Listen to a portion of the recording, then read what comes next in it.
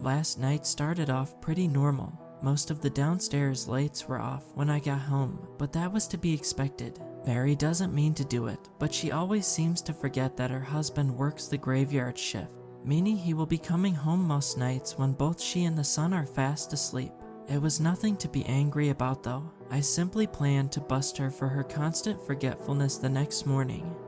And nothing more. Anyways, I hadn't eaten anything in the last few hours, so rather than going straight up to bed like I always do, I decided to pop a frozen pizza into the microwave, just to silence my growling stomach. That break of routine, as meaningless as it seemed at the time, is probably the only reason I am writing this post. Once I opened the beeping microwave, I saw that its clock read 2:49 a.m. I almost regretted staying up to eat this pizza, and I truly could feel my eyelids getting heavier with each second. Rather than move to the table to eat, I ate right in front of the microwave.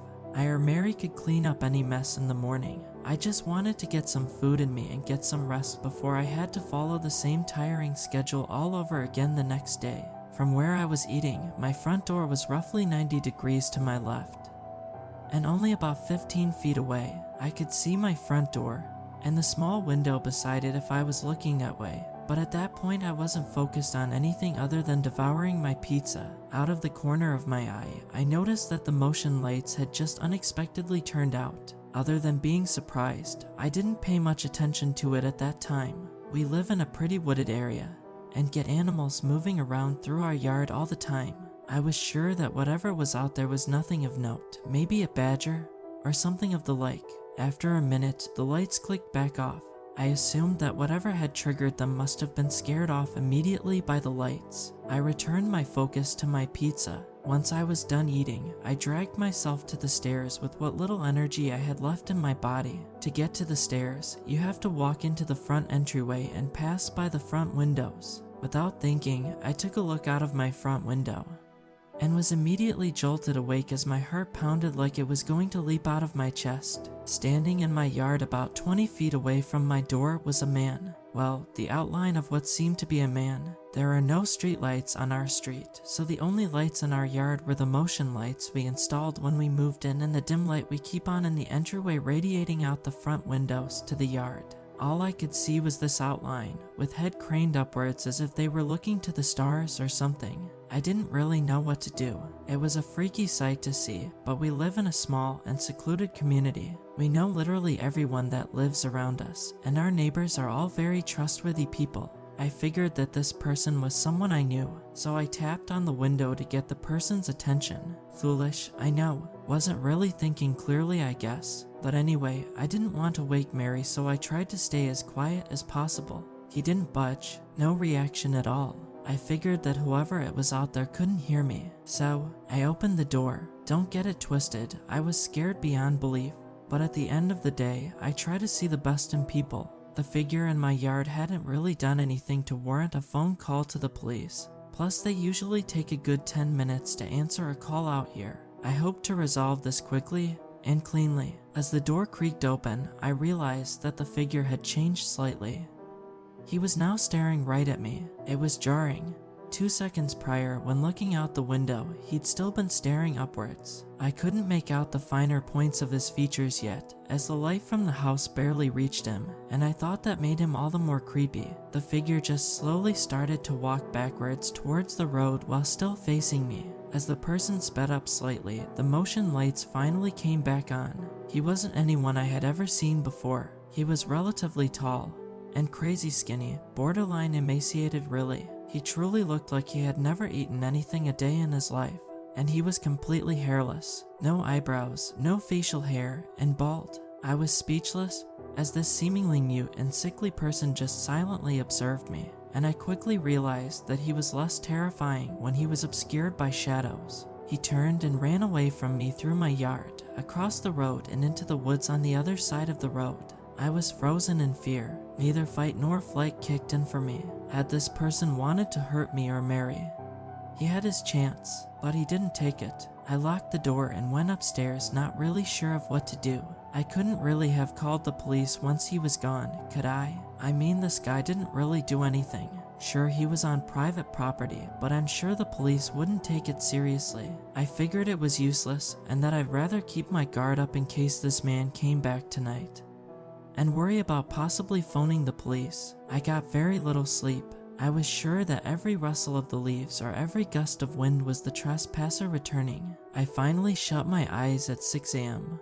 when the sun started to rise, but was up when I heard Mary shuffling to the shower at 8-ish. "Oh, good morning. Didn't expect you to be up. Aren't you sleepy?" "Yeah, but I couldn't really sleep.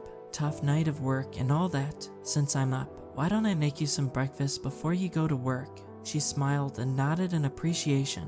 I wanted to tell her about the events from a few hours prior, but I knew it would freak her the hell out. And why wouldn't it? It was a terrifying turn of events. I don't know. I thought maybe her favorite dish of bacon and eggs would make the news easier for her. Really dumb logic in hindsight, but I guess I was still experiencing a fear-induced shock. "What are we going to do?" Mary was trying to be calm, but I knew by the fact that she ignored her breakfast after I explained the situation that she was freaked out. I told her there wasn't much for us to do right now. We argued a little bit, and she made it clear that she really wanted to call the police. I still didn't think it was a good idea. We had zero evidence to prove there was anyone there in our yard the previous night, or so I thought. What about those cameras that Mrs. Maddox installed? Didn't you link them up to your laptop when we moved in or something? We moved in 5 years ago because, even though it was in the middle of nowhere, this house was actually a lot closer to both our jobs. And honestly, we liked the privacy the community offered. We bought the house from Jason Maddox, whose mother was an old widower living there alone for a few years. She had been petrified of the neighborhood ever since the death of her husband. Her son sold the house on her behalf so that she could live with him, hopefully living out the final years of her life in peace with Jason, his wife, as well as his kids. Before she moved out, she had Jason install a few cameras outside her house just to provide her peace of mind. The things were cheap pieces of junk, and Jason himself said they rarely looked at them, but it turns out they actually came in more handy than any of us could have imagined. I shrugged. "I guess you're the brains in this relationship after all, Mare. I'll call the boys in blue and deal with them and the cameras before I head off for work. In the meantime, do me a favor and don't get too upset about all of this." That was easier said than done, but I actually think she was a lot calmer once I actually started to take her police suggestion seriously. I kissed her goodbye and got right to work on figuring things out. I poured myself a coffee and got to work. I was half expecting the bastards not to work in their hour of need because of my half-decade of neglect, but thankfully I couldn't have been more wrong. I opened the software, and after a 15-ish minutes of updates, I finally saw a live feed of the 4 different cameras of my outside. The camera in the driveway was angled poorly to the point where you could only see a small sliver of the driveway and dense foliage, while the back and side cameras showed mostly foliage and the fenced-in portion of our yard. Jason Maddox had unsurprisingly done a piss-poor job setting up 75% of the cameras. The front camera was a comparative mecca for our home surveillance. From what I could tell from watching the live feed, this camera was angled perfectly to have captured our uninvited visitor. I went into the database and found last night's camera feeds. Sure enough, at 2:54 a.m., the man crept out from the shadows and into our front yard. There it was, concrete, undeniable proof. I called and alerted the police, and they took me very seriously once I told them I had video evidence of the intruder. The operator said that 2 officers would be sent to my home to view last night's video and file a police report. Alas, my relief was short-lived. Something that the operator said made the hairs stand up on the back of my neck. A logical and seemingly mundane question with immense ramifications. Something both horrifying and entirely possible that I simply hadn't thought of. Does this individual show up on the security cameras any other nights? All at once, I realized how entirely possible and downright terrifying this possibility was. I mean, how many times did I lay awake in bed and see the front lights click on at odd hours of the night? Like I said, it was a pretty regular occurrence for us. I immediately checked the feed from the night before I encountered the man face to face. I wasn't sure when he might come, so I started at 9 p.m. I played it at 2x speed and made it through the night without anything of note. Momentary relief. I went back one more night prior. At 12:36 a.m., he creeps into the yard and triggers the front motion lights. I was stunned, but it got even worse. He stayed there, motionless, in complete darkness, until just about 5 a.m. He was so still for almost 5 hours that he didn't even trigger the motion lights again until he turned around and left for the day. Think about that. While our motion lights aren't very sensitive, I know for a fact that something as simple as a head jerk from a sneeze would set them off. This guy was essentially a statue for almost 5 hours. As I'm writing this, I am shaken. The police arrived moments after I made my discovery. I told the 2 officers about this new development, and they were visibly uncomfortable. Sergeant James, the veteran between the 2 officers, would later tell me that he never saw anything like this in his almost 23 years on the job. We went through 33 days worth of video logs and found that the man came to my home on 27 of those nights. Besides the night I interrupted him, his briefest stay lasted 22 minutes and 15 seconds. His longest stay occurred early last week. He arrived at 11:57 p.m. and left at 6:13 a.m. He always stands in a similar spot in the front yard, about 20 feet from the front door. I called in sick for work tonight because I can't begin to describe how little I want Mary to be alone at this house when night falls. I'm terrified, so are the cops, especially since they know they don't have this person for much. So far, all the evidence shows is trespassing and loitering on private property. If they were to catch him in the act and not find any reason to charge him with a more serious crime, he'd probably just get a fine or a brief stint in jail. They claim they'll have patrol cars scouring the area tonight, and 1 car stationed in front of my house all night, which makes me feel somewhat better. But their lack of answers and their obvious uneasiness about all this makes me extremely nervous. That's all I have for now. Mary comes home in an hour and it will be dark soon. If anyone on here knows anything about this situation, or just has a theory or spots a detail I missed, please let me know in the comments. I will update you all when we learn more about this whole situation, or if something of note occurs. Until then, let's just hope we make it through the night tonight. Thank you to everyone who expressed their concern for my family. Between all of your kind words and the kindness of the police, it's nice knowing we aren't alone through all this craziness. Fortunately, our night was mostly uneventful after all the bizarre discoveries from the previous day. At least 1 police car stayed parked in the front of our house from sundown until sunup, just as was promised, and there were no signs of the mysterious individual through the whole night. I know it's quite possible he could have been present somewhere else, but you take solace in the little victories when you can get them. At 2ish, I heard the policemen moving around in the driveway. In the morning, they told me they thought they saw the person standing in the driveway, but by the time they investigated the driveway and the wooded area near it, there was no sign of the trespasser. I also appreciate hearing all your suggestions in the comments about how to get through these times of trouble. I'm not a superstitious man, but I definitely can't rule anything you suggested out at this point.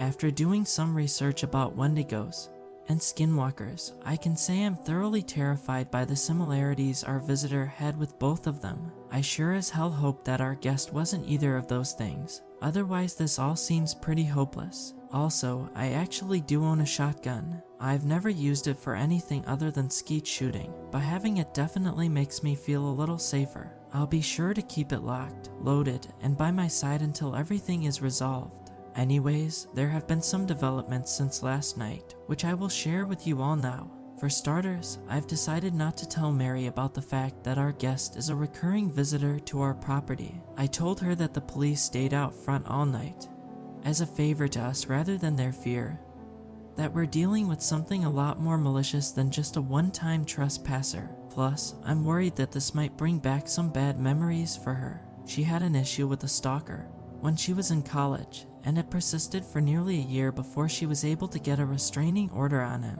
Even though she hasn't seen this person since, she's still very much disturbed by that painful experience 8 years later. I spent most of last night trying to convince her to make the trip to stay at her sister's, but she refuses to leave me alone despite how unsafe our house now is. I'm walking on eggshells here, so while withholding the truth from her feels dirty, I think it's better than the alternative if she's sticking here with me. I also made a trip to town around 9 o'clock this morning to make a few purchases.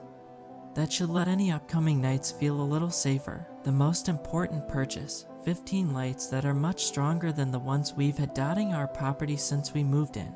These new lights are set on a timer, so I plan to illuminate just about every inch of property starting tonight. I also made a stop to my friend Andrew's house after my shopping spree. He's on the road for work right now, but since he's been an avid hunter his whole life, I knew he had something that could really up my surveillance factor: game cameras. If you're not familiar, game cameras are cameras used mostly by hunters that are most often triggered by ether sound or motion. Andrew's 3 game cameras were older and were only able to take still frames when triggered, but I think it's important to monitor the woods surrounding my house as well as my property. The more information I can gather on this person, the better chance we have of getting our life back to normal. After making these stops, I got back home around noon to both set up for another tense night and to continue to find answers on who was visiting our house. It took an hour, but I readjusted all 4 cameras. I'm not very handy at all, and the 3 I had to unscrew and remote kept falling no matter how much I tried to screw them into place. But thanks to my effort, I have a much better view of the entirety of the area surrounding my house. I really don't think I'll see much on the 2 cameras in the fenced-in parts of our property out back, as the back fence is tall,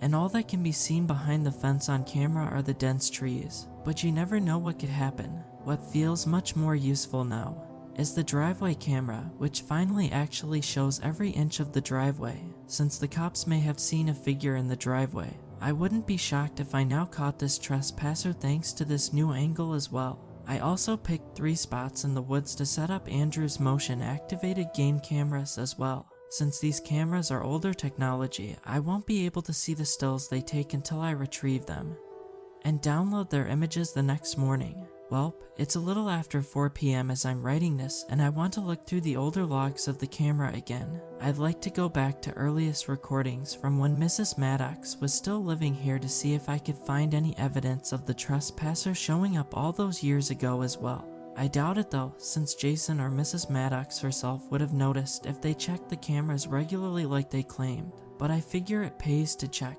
I'll post any updates if I find anything of note. Update, yeah, he's in the videos from 8 years ago. I looked through the first 3 nights recorded by the camera, and so far this bastard has shown up in the front yard each night. He hasn't done anything different in these videos though. Obviously this is an important finding, since it proves that the Maddox family might know something, but it doesn't really teach me anything more about who or what I'm dealing with.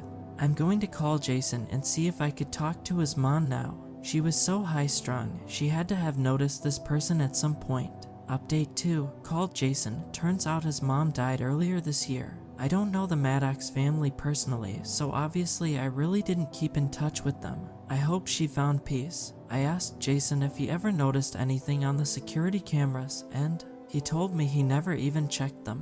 When I explained that I saw someone standing outside in the video logs, he was speechless for a few minutes. I think he felt guilty. He admitted he had always brushed off his mother's scared pleas to leave the house as her mind finally slipping during the final years of her life.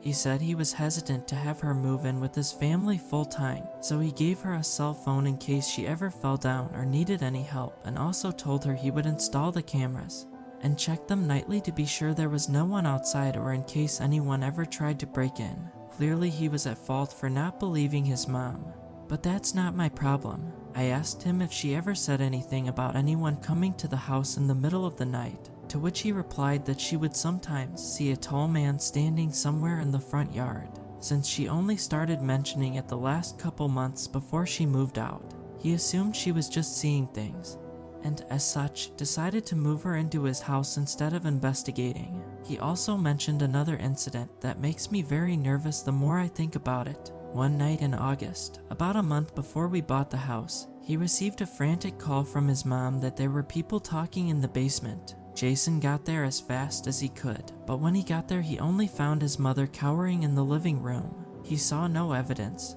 that anyone had broken in. I told him not to worry or feel guilty, and I even lied to him and told him that the man had only showed up on surveillance cameras once while his mom lived there from what I could tell, and that he shouldn't feel badly. I'm not sure if he believed me, but he seemed relieved. It sounds like Mrs. Maddox was clearly of more sound mind than was initially believed during her time living alone in this house. That left me with another disturbing but logical question. Did I have to worry about the voices she heard in the basement? Thankfully, I've never dealt with anything like that, but now I'm worried there might be someone or something else lurking inside the walls of our home.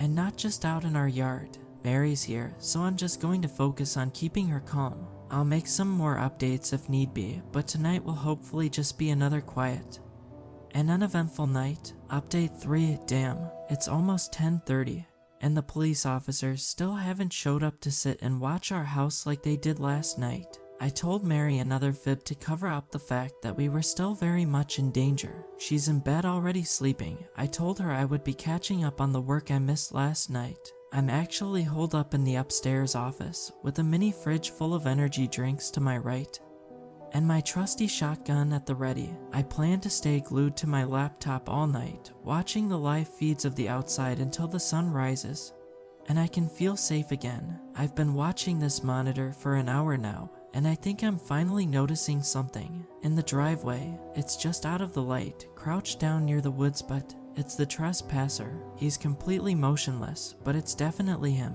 I think he's been there for a while now, but he just twitched slightly a couple times. I'm calling the police as I type this. They've been alerted, and they're on the way now. I know they'll do their best, but I probably won't see them for another 20 minutes. I've got the gun on my lap now. I'm going to bring the gun and the laptop with me into the bedroom and lock the door. For Mary's sake, can't be too safe. In the minute I've taken my attention away from the screen to get fortified in the bedroom, he's completely changed position. That little shadow on the edge of the woods is gone, and now standing at the end of the front yard and almost on the road is the trespasser. His head is craned up towards the sky again. It's almost like he's staring at the camera, staring at me. It's quiet. I know we live in a secluded area, but he just sprinted towards the house. He's banging on the door. Unsurprisingly, things since my last update have been insanely hectic. I truly haven't been able to find the time to write this next post for you all until right now, so I am sorry for all the worry I caused anyone with the abrupt ending of my previous post. My wife and I, luckily, are once again okay. We're still very shaken up by every little terrifying thing that has happened in the last 2 days, but thankfully we will be fine. Our bond has only strengthened during all of this, so that is a massive positive and a boatload of negatives. Before I get into the finer details about last night, I want to address something a lot of you have been saying the past 2 days. It was a bad move for me to withhold the truth from Mary. I thought I was doing the right thing in the moment, but lying to her was a bad idea. I could have gotten her killed, and that makes me feel awful. I came clean with her earlier today, and she handled it about as well as I could have expected. My face is still red where she slapped me, but she accepted my apology. I'm not perfect, but I'm glad that my most recent blunder didn't cause any undoable harm. Anyways, here's everything I know about what happened last night. When I heard the first bangs on the front door, I could tell almost immediately that the door had no chance of keeping out whoever or whatever was trying to get in. I posted the update, grabbed the shotgun, and took my terrified wife to the closet. It was the safest option really. There's only one entrance in the surprisingly spacious closet, and we were able to block the door with our wooden shoe rack. I kept the shotgun in hand until we emerged from our makeshift panic room almost a half hour later. Our house is pretty compact, and the closet we hid in is right above the entryway to the house, so we were still able to hear what was happening downstairs pretty clearly. We heard the door splinter and then slam heavily to the floor in a heap. We then heard the heavy pounds of feet on our wood floor as whatever was downstairs did who knows what in the entryway. The most disturbing thing we heard, though, was its voice. Well, it's complicated. It didn't really speak.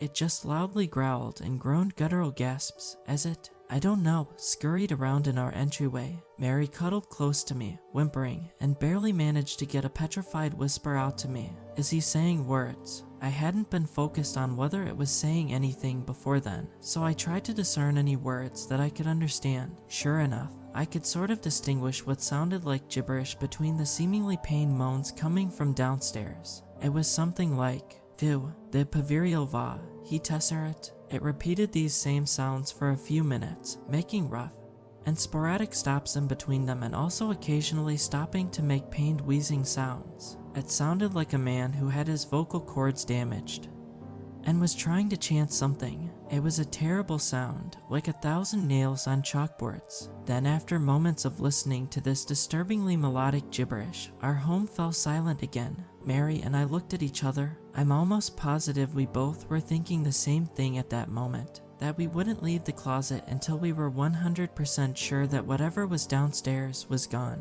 no matter how quiet it got. And sure enough, after 5 minutes or so, we heard a loud shriek and the now familiar pounding of heavy footsteps on our wooden floor as it sprinted deeper into our house. My heart skipped about 10 beats as we heard it pounding on a door inside the house. We would have heard him come up the steps if it was the door to our bedroom, so we both breathed a sigh of relief as we heard him forcing his way into our basement. Everything else happened almost too quickly to process. We heard the door to the basement break with a similar crackle as the front door, followed by a few thuds in immediate succession, followed by the bangs of footsteps made as it charged down into our basement.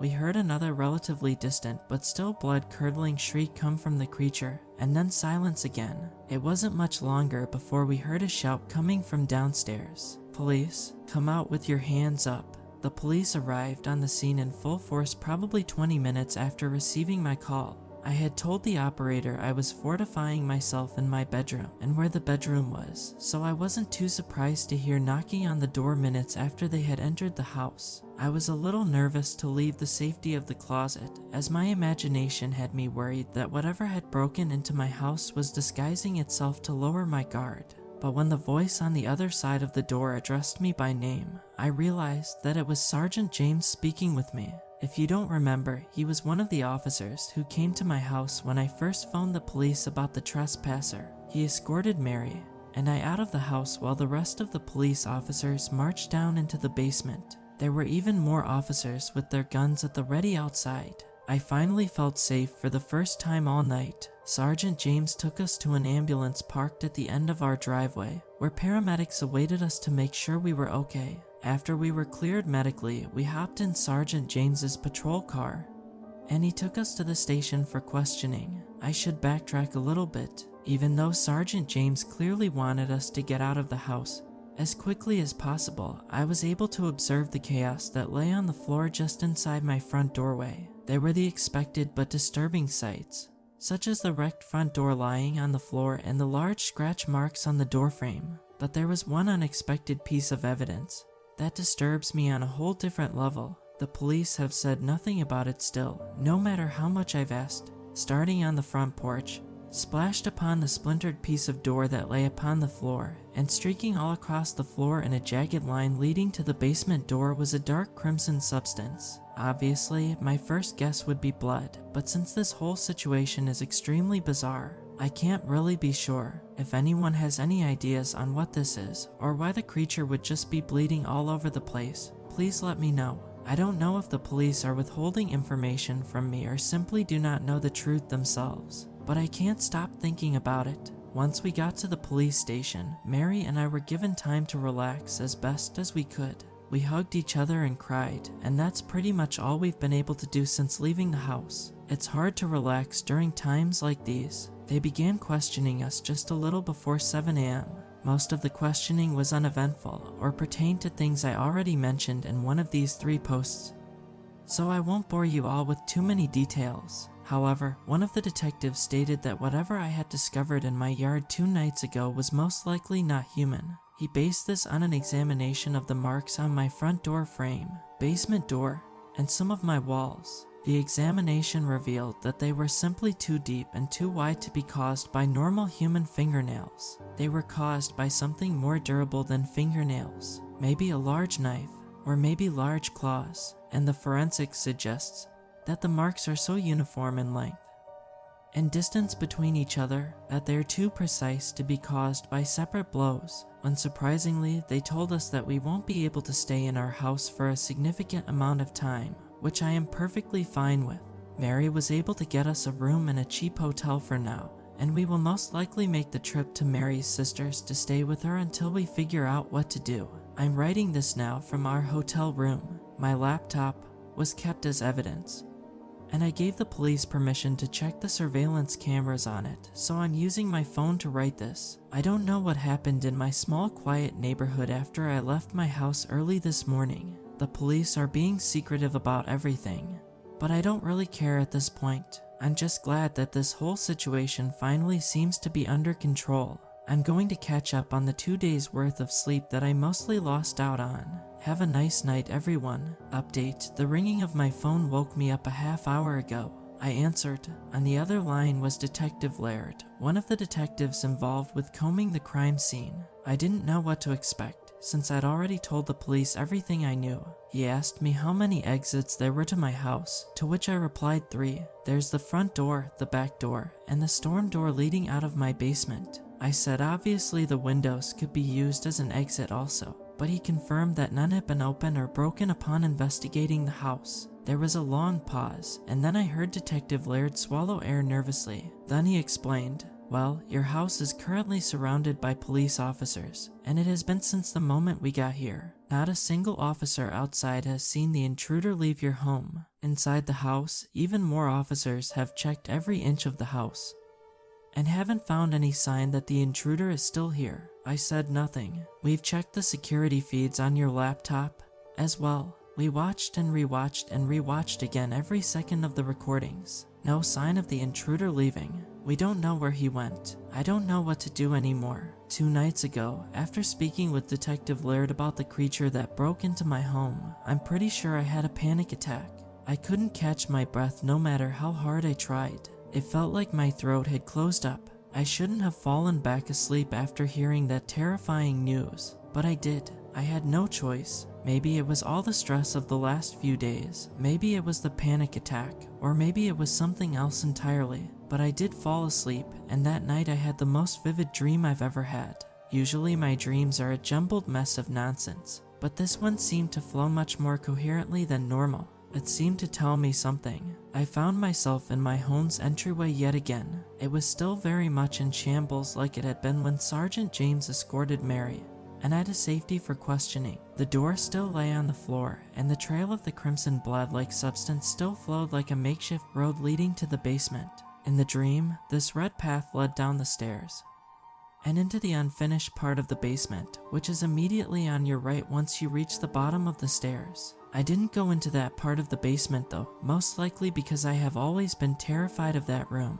When we first saw the home, this room was still being used as storage for Mrs. Maddox and her late husband's excess belongings. I never really thought about why it actually made me so uneasy. My fear of that room was as strong as it was irrational as long as I've lived there. In the main room of the basement, I saw Mary. She was facing away from me. I heard her whimpering and saw her shaking like she was the night we took shelter in our bedroom closet. I called to her and she immediately stopped trembling. Her head snapped towards me, but she never looked fully at me. Something about her was different. I wish I could explain it better because it was so alarming, but I can't really put it into words at the moment. With her head still turned but not fully looking in my direction, she started whispering something. "We never leave.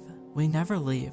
I turned my head to my left, towards that abominable room, to see that the door wasn't there. It had unsurprisingly been broken down. The crimson trail led into that room, but I couldn't see more than a few steps past the doorway. It seemed like all the light had been drained from the room. Usually, there was enough natural light from the small windows to make out the outline of the room and its contents. Regardless of the seemingly amplified darkness, I was able to see the outline of a person standing there. The only thing I could tell for certain was that it wasn't the creature, because this figure was about my height. The figure stood in the doorway, bathed in darkness, and stretched their arm outwards towards me before being pulled backwards into the darkness. Before I could do anything in response, Mary crawled into the dark room on all fours. I tried to chase after her, but I was frozen. I jolted awake at 8:13 a.m. It took me a few moments to realize that I had just been dreaming, and that I was still in the hotel room in bed next to my still sleeping wife. Like I said, I have never had a dream quite as vivid as that one. The details of my home were perfectly accurate. I knew from that moment that the dream meant something, but I'm still not really sure what exactly. At this point, I wasn't sure if I would be returning to my home to investigate further, but the dream seemed like it was trying to tell me that if I did go to my home, There was probably something of note in the basement. Mary and I got lunch and discussed what our next move should be. She was set on moving away from this place and never looking back, something that I was reluctantly leaning towards as well. We both knew that this move would alter our lives forever, and would also mean we'd have to scramble for a new way to provide for ourselves. But we didn't really care at this point. We agreed that we would make a return trip to our home to get my car out of the driveway, and that would be the last time we ever set foot on the property again. We determined that we would go there once we were done eating lunch and meet up at our sister's house afterwards. At our house, there was the expected hustle and bustle for a crime scene. I spoke with Detective Laird in the front yard. He told me that the house had been scoured at least 6 more times since we last spoke, and that there was still no creature sighting to report. The police, for all the good they've done and for all the patience they've shown, really do seem to be hiding something from us. It's not that they seem malicious, but it seems more like they're on damage control and want to just deny everything. When I asked Detective Laird if I would be getting my laptop back anytime soon, he spewed out some rant about how the laptop seems to have a virus, and how they had to take it back to the station to run diagnostics and figure out what went wrong with it. It all seemed canned, like someone above him on the law enforcement food chain told him what to tell me and hoped I wouldn't question it. I didn't want trouble, so I told him he would never have to worry about me interfering again. As I walked to my car, I remembered the game cameras I'd placed in the woods. I wasn't sure if the police ever found them, but my curiosity couldn't be contained. I decided that I had a great chance to get these cameras later in the night. Worst case scenario,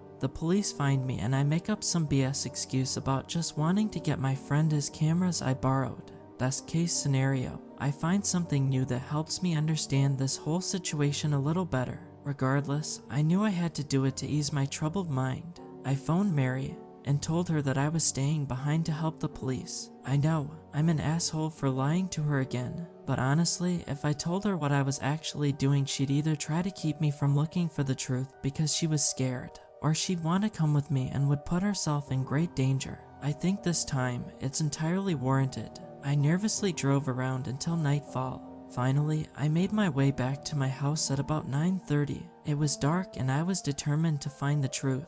I really didn't want to be back at this place, but I knew that if I didn't at least look for any signs that might explain all this, that I'd likely go insane.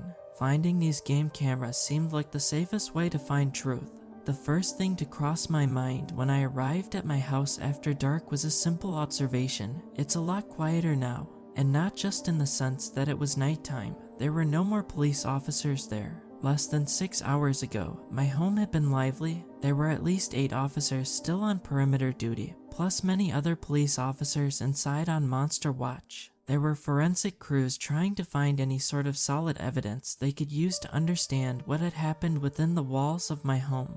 The house had fallen eerily silent once again, and once again I hated it. But I saw an opportunity. I dashed to the front porch, and inside the front door I found waiting for me the exact same sight from my dream.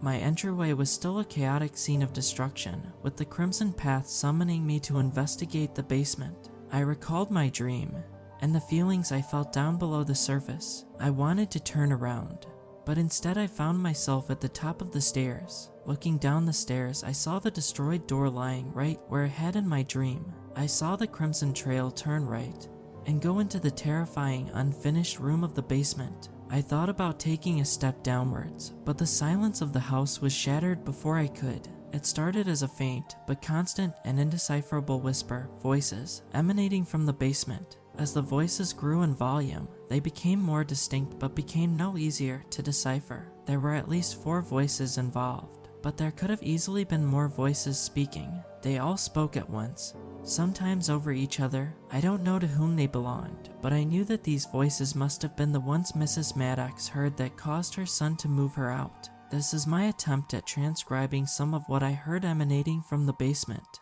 Older man, does anything remain in this? Younger man, here, there. Older man, some is placed. Woman 1, I want to. Woman 2, for reasons unknown. Younger man, I lived in the dark.